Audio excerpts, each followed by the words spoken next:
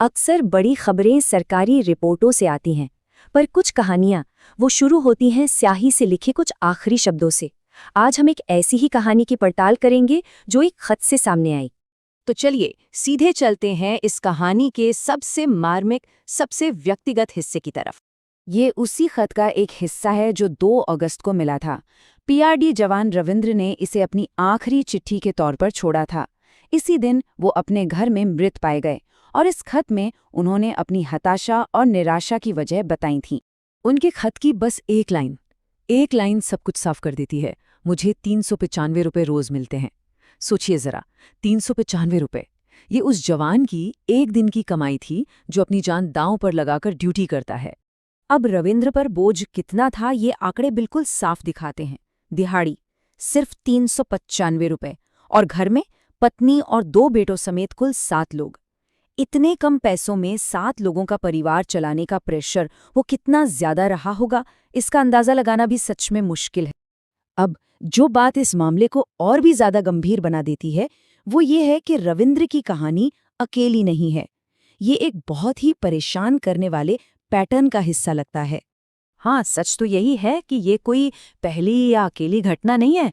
पिछले कुछ ही दिनों में कई दूसरे पीआरडी जवानों की भी ऐसी ही बहुत ही संदिग्ध और दुखद परिस्थितियों में जान जाने की खबरें आई हैं।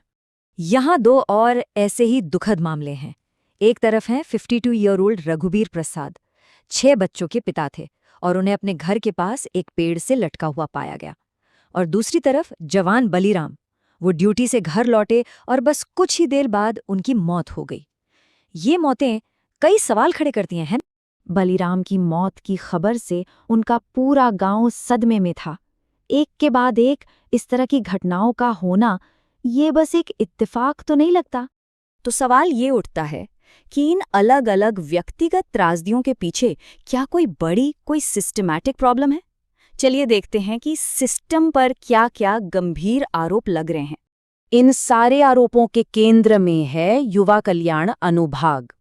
ये वो सरकारी संस्था है जो प्रांतीय रक्षक दल यानी पीआरडी जवानों के पूरे प्रबंधन और उनकी तैनाती के लिए जिम्मेदार है।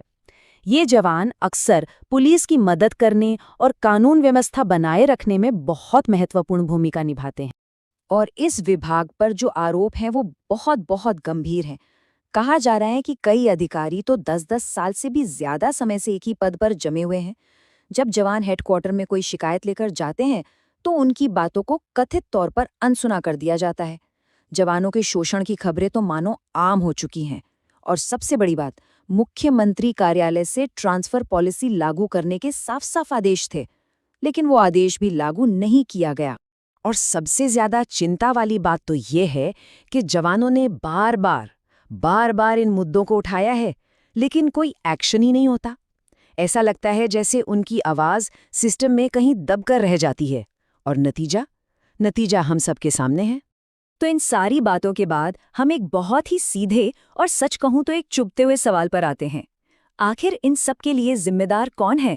जब जवान आए दिन ऐसे जानलेवा कदम उठा रहे हैं तो इसके लिए कौन जिम्मेदार है? ये सवाल सीधे हमारे सोर्स मटेरियल से लिया गया है और इसका जवाब अभी तक नहीं मिला है। ये हम सबको सोचने पे मजबूर करता है कि क्या सिस्टम उन्हीं लोगों को निराश कर रहा है जिनकी रक्षा के लिए उसे बनाया गया था।